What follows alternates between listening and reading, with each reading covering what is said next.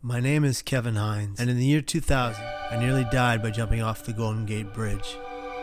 I was depressed, I was terribly suicidal, and I thought I was a burden to my family. This was the furthest thing from the truth. I am beautiful, and so are you. Life is the greatest gift we've ever been given or will ever be given. So live it with me, and be here tomorrow and every single day after that. Welcome to the Mental Health Marvels Podcast. What is crackin', Hope Nation? It's your friendly neighborhood Kevin Hines, and this is the Mental Health Marvels Podcast. I'm here with my friend Aubrey Marquez. What's going on, brother? How you Good feel? to see you. I'm feeling good. Good. And this is the great Jeff Evans, our co-host, brand developer, and strategic networking expert of WhoYouKnowInc.com. Jeff, what's going on? How are you? Great to have you as the co-host yet again, my friend. Love being here. We're like the dynamic duo. Yes, we are. I'll say it. No, we can't say that. That's DC.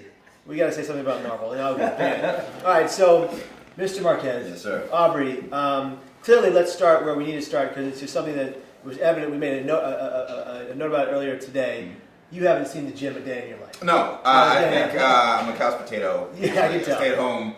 I'm just wasting away here. Yeah, you need to work on your fitness game, Mr. Marquez. All right, because we're really disappointed. No, I'm kidding. His biceps are bigger than my thighs. It's bigger than my thighs. I need to do some more squats. I need to do some more squats. Aubrey, you have an eclectic life that you've lived. Yeah. You've been through a journey of hardship to great success, and I was just hoping you could just get right into it and tell us back to where you came from and what brings you here today in the space you're in. Okay, so when anyone asks where I'm from, I say Evanston, Illinois. That's where I guess I spent the majority of my adolescence after my mom passed. But I don't really know where I'm from. I spent a lot of my childhood moving around a lot. So it was the most stable place I've ever been in for a long period of time was Evanston, which is just north of Chicago. And you had a lot of difficulties early on. Yeah. In your childhood, can you tell? Do you feel like talking about that? Yeah, of course. I mean, it is part of my story. I mean, honestly, being a kid and moving around every 3 to 6 months and sort of being with a single mom and her having 4 kids and sort of going different places and not having a lot of money, it's tough. It's tough. I was always a new kid. Never really had many friends. If I did have friends, didn't last very long. And because of that, I became very socially awkward. You know, my mom died when I was 9, and so after that, I moved in with my uncle and with him for like 4 to 6 months, and then I moved with my grandma in Evanston. My dad was around, but he wasn't, around. If that makes sense. Yeah. And so it was a lot of me trying to figure out myself by myself at a very tough time, and because of a bunch of adults around who didn't really, in the African American community, mental health isn't a big thing. No one really cares about how you feel, because honestly, America doesn't care about how black people feel, period. Yeah. So that in itself, there's a microcosm of that in the community. If you are sad, go do something. Go work. Deal with it. Yeah. And so I spent a lot of my adolescence, I'm going to say depressed, not having a lot of friends and being the new kid and then have my mom pass and then having no one honestly care. It was a lot of trying to figure out where I fit in and who I was. Because no one really cared who I was, And that's a vast young black male experience across the country. Yeah, no. It's a lack of opportunity. It's a culture that's unaccepting of mental health crisis or problems. Snap out of it, get over it, move on. Yeah. What's wrong with you? And we live in a society that marginalizes us on a regular basis. So, how did you grow up to become such a good, well-adjusted, kind, and compassionate human being going through all that pain? Was it the pain that drives you to be as great as you are today? That's a good. I don't have an answer to that. I don't know. Whenever I tell someone, we sit down and we have a full grown conversation, and I tell them about what I've been through. They're like, "Why aren't you in jail right now? Why aren't you?" I had a conversation with my brother. He was like, "If I were you, I'd be angry every day." I don't know. I want to say maybe it's my mom's positive outlook on life that had a lasting effect on me. I guess it's my need to not have anyone that comes after me to not know what that feels like. I'd be damned if my son knows what an empty belly and no lights feel like. I'd be damned. So I need to make sure that anyone, my brother's kids, my sister's kids, anyone who comes after me will never know what those things feel like. And I think it's amazing now because there's this renaissance, this transition where in the African American community is becoming more accepting of mental health and checking of yourself. So my son is decided, like in society, will never have to know what it's like to not feel like he's not cared for when it comes to how he feels inside. You know, so I know that that's taken care of, and I'll be there. I'll take care of that, and that's what keeps me going every day. You know, I'm curious, during your childhood, Yeah. when your mom passed, you say you have 3 siblings? And Yeah. where do you fit in? on my mom's side, I have 4 other very strong, very smart brothers, and 2 other beautiful sisters. But on my mom's side, I had 4. I was the second oldest on my mom's side. Did you support each other during that time? And this may be very committing. Yes, my brothers were babies. They were 2 and 3 when my mom passed. Before my mom died, it was very hard.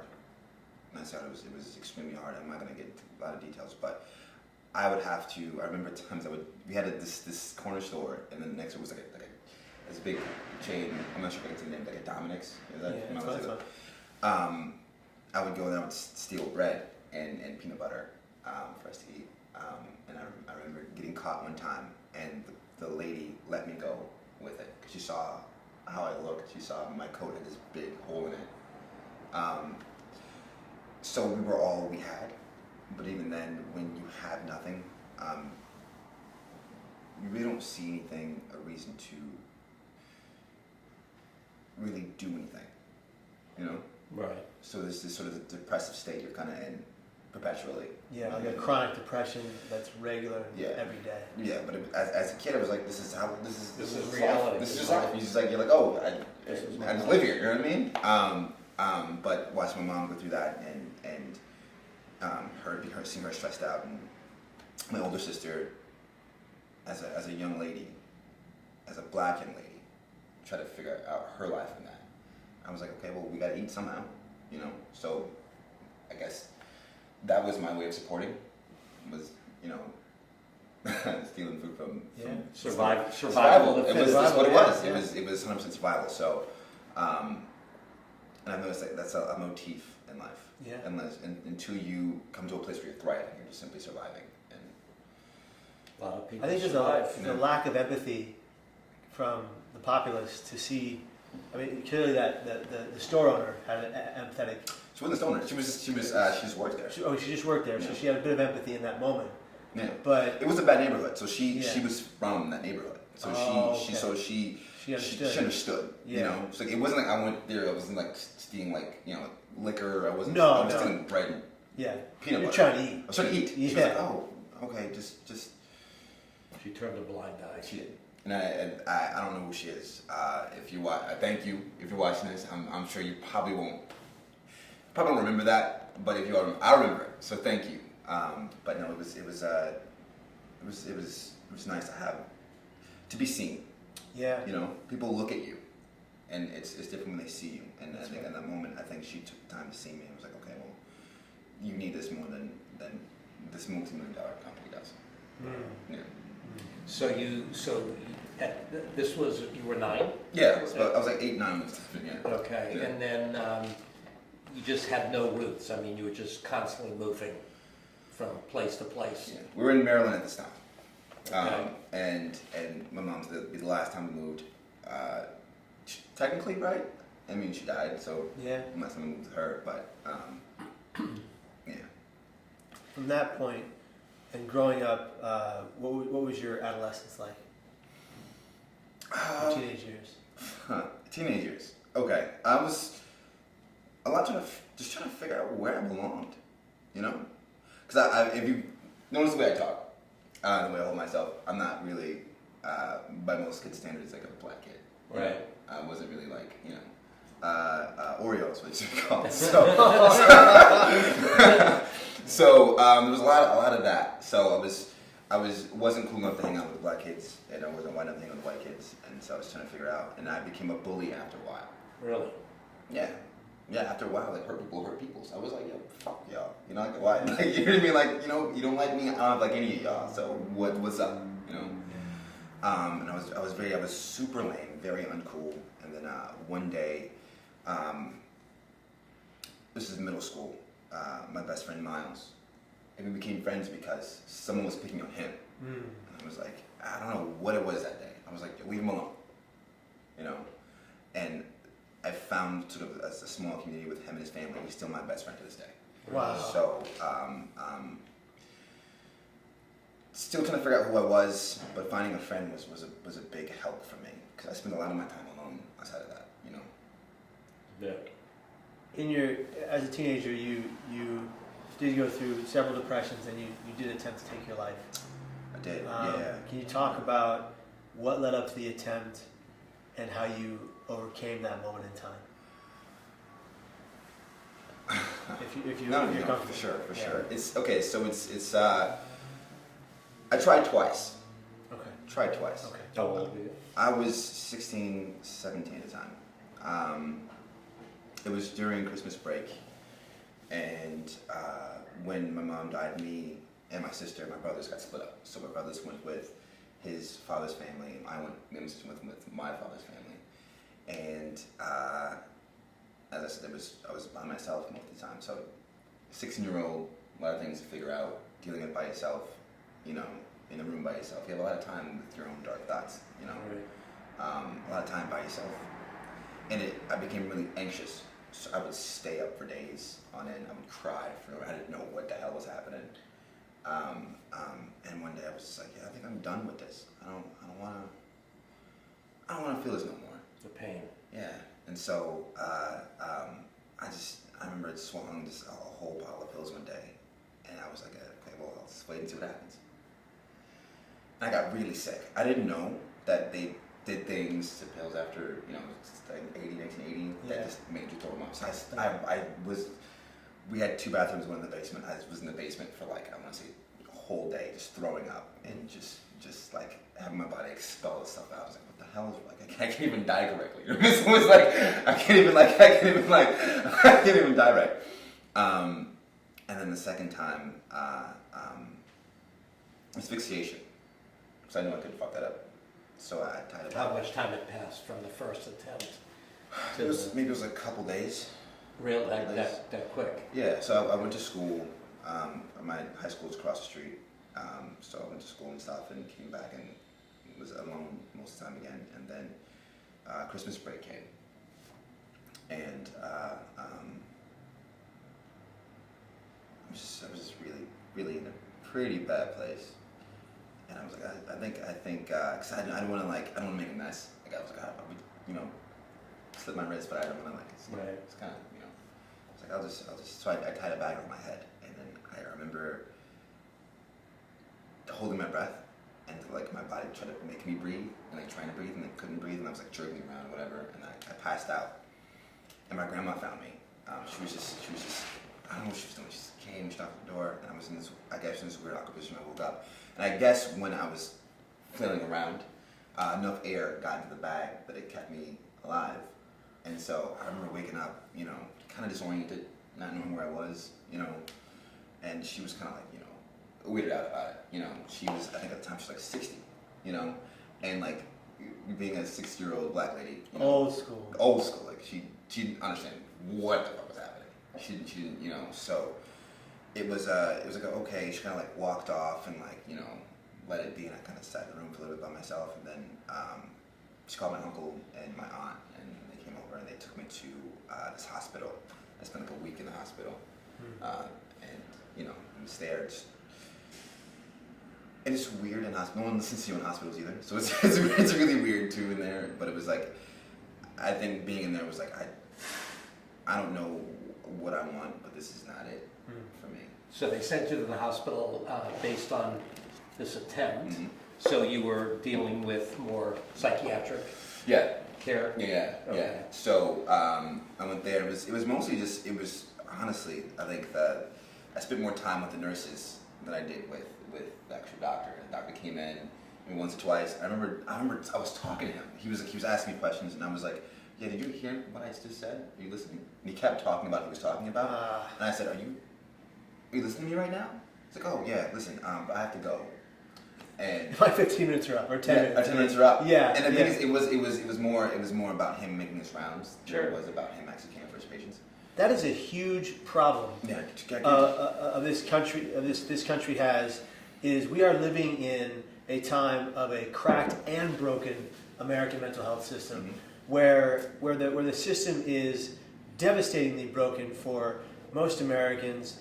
We live in a situation where 1 in 4 live with a diagnosable mental illness in America, and so many enter psych wards after suicidal crisis, and after 72 hours they're let go, with instances such as yourself, where they go in, the psychiatrist comes in, does her rounds, spends 10 to 15 minutes with you, offers you medication, and says good luck. Yeah. And then 24, 38, 40, 43 hours later, you're let out of the psych ward, and they don't call your family. They don't know who your family is. They don't ask for an emergency number to contact to make sure that you are safe. You are let out onto the streets with the potentiality to go attempt again and take your life, or just disappear within the system, similar to our American prison system, which has devastatingly become a mental health haven for young black males that are targeted, put in prison, put in jail, for crimes that don't need criminal reversals. They need recovery.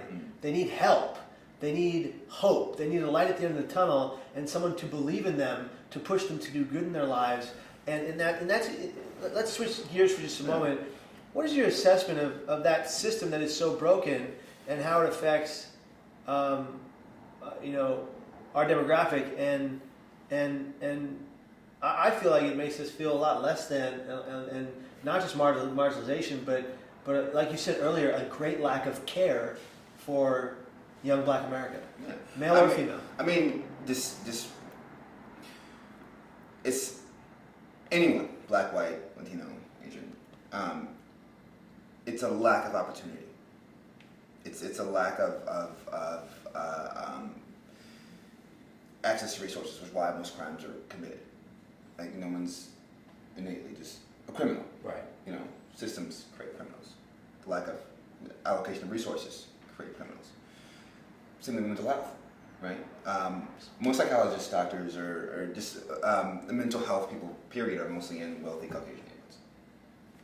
They're mostly in neighborhoods where they charge you $300 a session. Yeah. Yeah. You, as a black person, can't afford that. I remember as a kid, I was able to go see what was it? Not really a caseworker, but social worker. Yeah. Social worker after school, and that helped for a little while. Okay. So this was after the second. Before.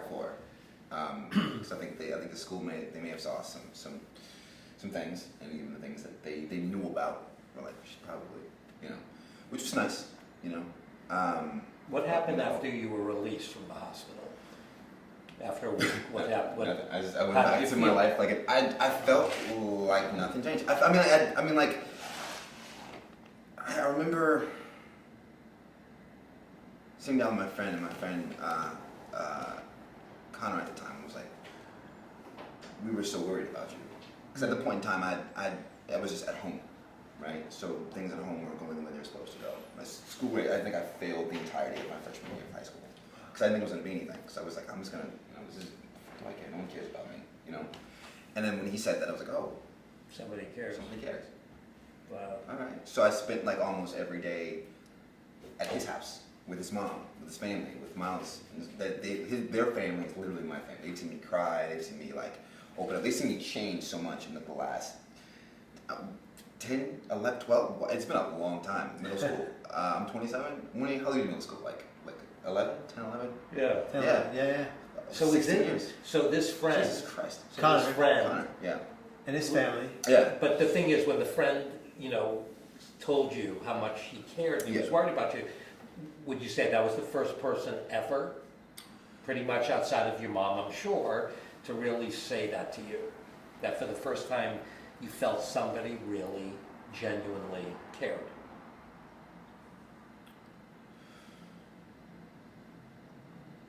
My high school theater teacher, Tim Herbert. I credit him with saving my life because it's not so much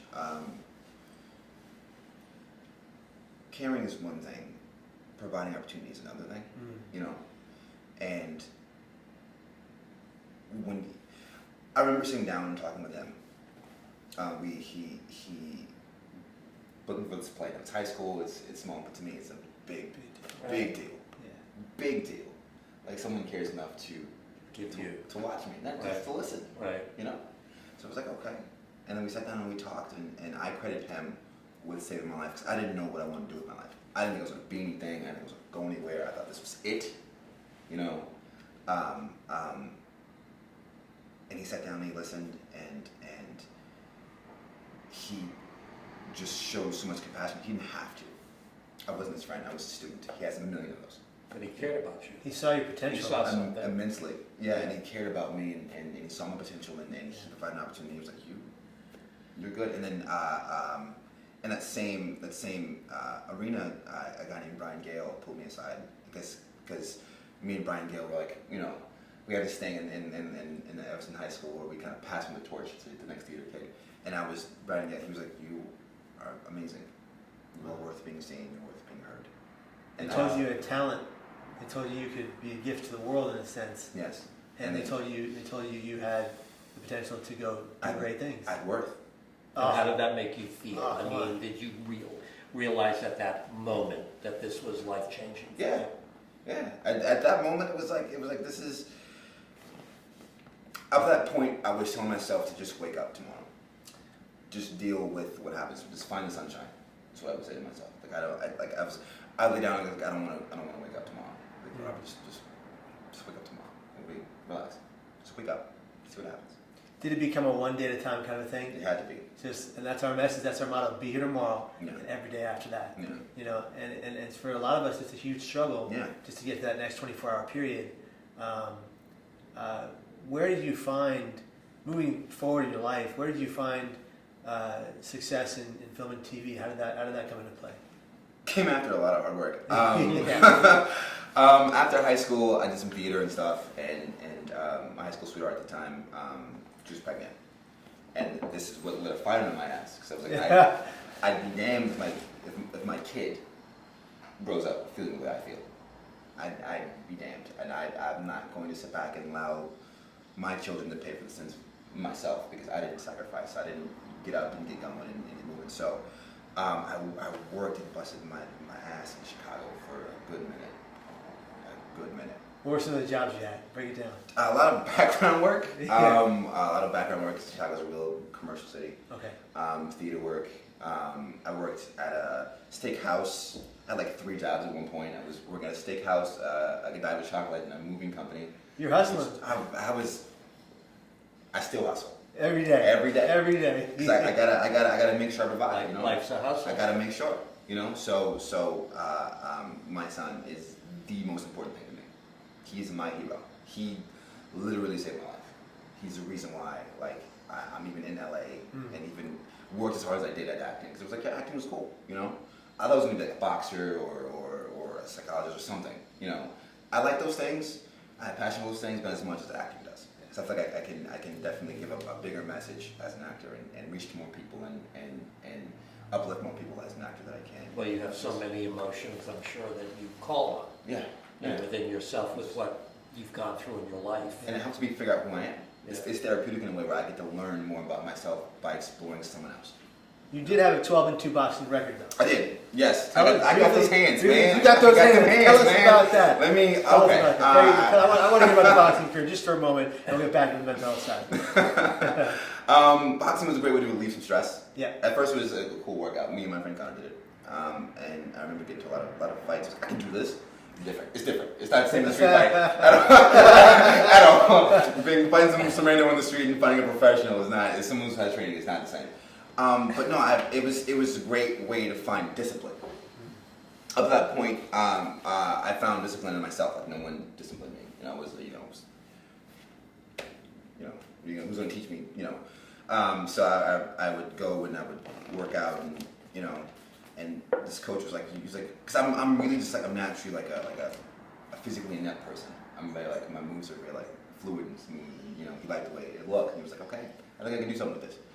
And then I lost my first fight, but it wasn't my fault.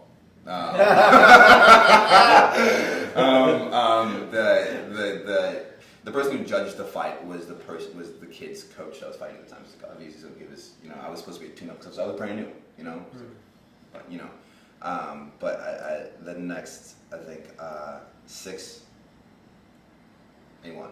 I couldn't. My jab was too stiff. For a big guy, I'm light on my feet. I'm super smooth. How tall are you? I'm 6'4". 6'4", I think at the time. Yeah, If I walked in the ring, I'd go, hi, nice meeting you. Good to meet you. I'm out. I don't like being punched, so I definitely. You're a handsome guy. You don't look Gotta like keep that smile intact. So I found a way to stay out of the way of a lot of these punches, and I think I really impressed all the judges with that. And then you also have a long reach. I know long reach, so my jab's like a laser, and my cross is like the shot of a rifle, and I've knocked it out, just my cross. So wow. Yeah, no, it's Not I playing. believe you. It's pretty aggressive. I believe you. Thank you, sir. We're not going to test that. Yeah. With all of that discipline that came with boxing and your 12-2 boxing career, did that lead into a discipline for your mental, health, physical, and emotional fitness? Yes.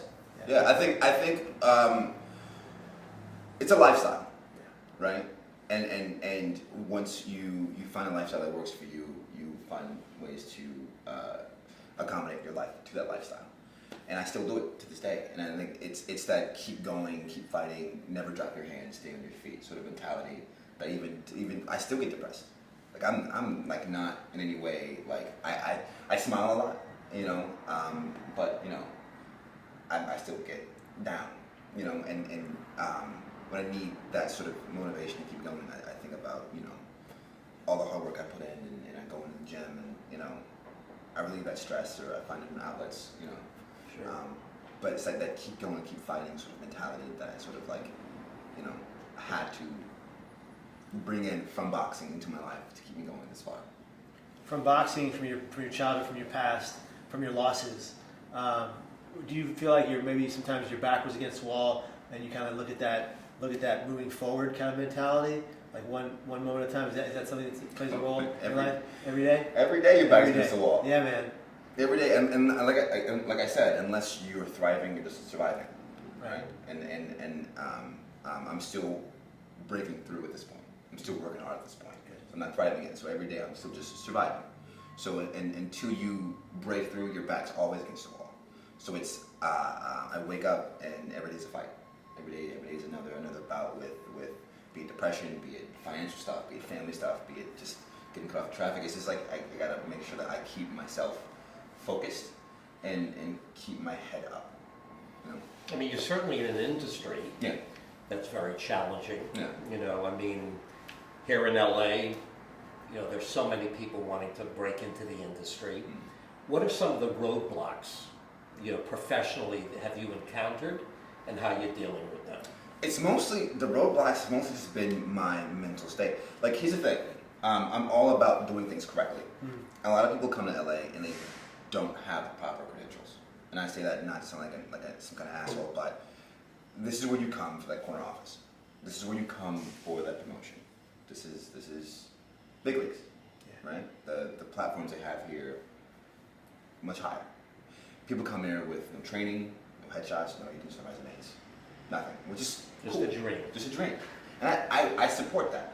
But then they come here and they get jaded, or their dreams get manipulated, and they get angry at everyone else for not being prepared.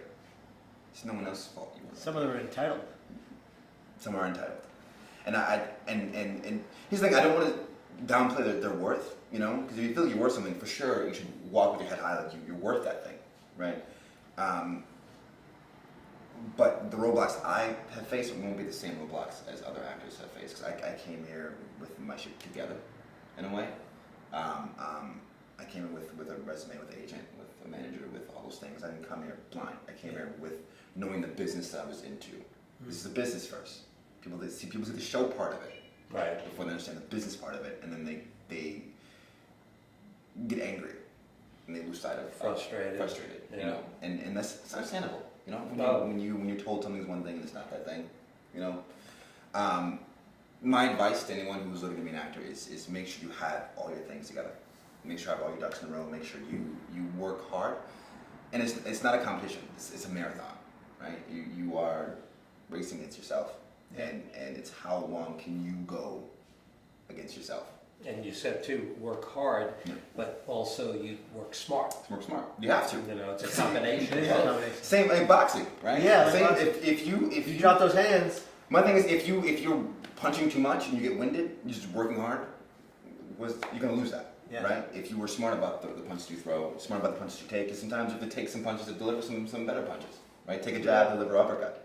Yeah. You have to sometimes. So I it's mean, like It's very strategic. you got And it. so many people in life will always say when you talk to them, I work so hard. Yeah. But But the did you work question is- smart? Exactly. Did you work smart? And that's some people don't understand that. Like Yeah. it takes you have to make sure you are strategic in what you do, and don't be rigid. You know, be fluid and accepting of whatever comes, whatever happens, and Flexibility. that's still something I'm learning. It's like, oh, that didn't work out. Oh, man, like, what do you mean it didn't work out? Yeah, go Managing your expectations, right? Yeah. Because not everything's going to go your way. Even if you do work hard, it might not come out in the way you saw the vision in the first place. Yes. So you have to shift and you have to adjust. I want to talk to you about your role now. You're going to be on the show, or you're on the show now, Apocalypse. Yeah, yeah. Can you tell us about the show? Because it's getting some rave reviews, and people are really fascinated by its premise. I'd like to know what your thought in getting on that show and doing what you've done there. How did that come about, and what is it like being part of that? It's fun. The show in itself, Rigoraki, as a director, is fucking, he's amazing. He's amazing. The show is. People want to put everyone in a box, and this show sort of breaks that box down, you know. And to be part of the show and the process and meeting the actors that I've met from that, it was nice sort of being in that sort of space that was open and explorative, and the character that I play is open and explorative and free. I think everyone is looking for freedom, and I think this character found it, and I can find my freedom to this character, which is nice. That's awesome. Cool. Yeah. So, what is the character's name, and what is the role? Okay, so last season I okay, so it's really sexual. So I came in. Yeah. I came in during like I set up a threesome with the main character and his girlfriend. He didn't expect it to be me. So it's sort of it dives into the dynamic of how society looks at African American men. You know, really fetishized. You know, really we're looked at a lot, not really seen, and so we're fetishized a lot. And so it sort of explored that sort of, I guess that sort of dynamic of you know society between these three people, and Tyson's his name. Okay. Yeah. Okay. Tyson, Yeah. living his free life, having a good time, and Living his best life. living his best life. I love Yeah. it. Very good. What do you hope to? What are your aspirations in TV and film moving forward? Where do you see yourself in the next 5 to 10 years? Still working, hopefully. Yeah. I went on my own production company so that I can help those with voices, get their voices heard. I know there's a lot of people who are worth being seen, worth being heard, you know, and I want to make sure they do get seen and heard. Hopefully in a timely manner, you know, they're still here to be heard. 'Cause a lot of people have a lot of great things to say, some people don't, but those who think about, you know, and have intuitive things to say about the society or themselves or whatever, for sure should deserve that platform. Absolutely. So, yeah. That sounds great. You know, which is what this is. I think it's, That's right, it's isn't providing a platform for those who, yeah. We're trying to find people of all walks of life who have had tremendous triumph over terrible adversity, and they've come to a point of some success in their lives. It doesn't have to be monetary success, but certainly life skill success, positive affirmational success. And you are an individual who you walk into a room, you light up the room with your smile, thank you. and you bring that positivity everywhere you go. When I met you, we were at dinner in a Mexican restaurant here in Los Angeles, and you were very giving of your time and energy, and you made everyone around you that much more positive, and you have that effect on people. So I think that's fantastic. So, all the things you've gone through from a child losing your mom to adolescent attempted suicide to today, this well-adjusted, well-rounded, just great human being. We are grateful to have you, as a mental health marvel. Grateful to be here. Thank you. You are marvelous. Thank you. And guys, that's this episode of Mental Health Marvels. We are Hope Nation, and we want you to find a way to change your lives, look into this interview, and find inspiration from it, and augment your destiny to be the best who you possibly can be, just like Aubrey, and to be here tomorrow and every damn day after that. You are beautiful just as you are. You are intended to be here until your natural end. You're perfect just as you are, and you are absolutely 1,000 times better than the worst thing you've ever done. Guys, this is Mental Health Marvels. Be here tomorrow and every damn day after that. Bye.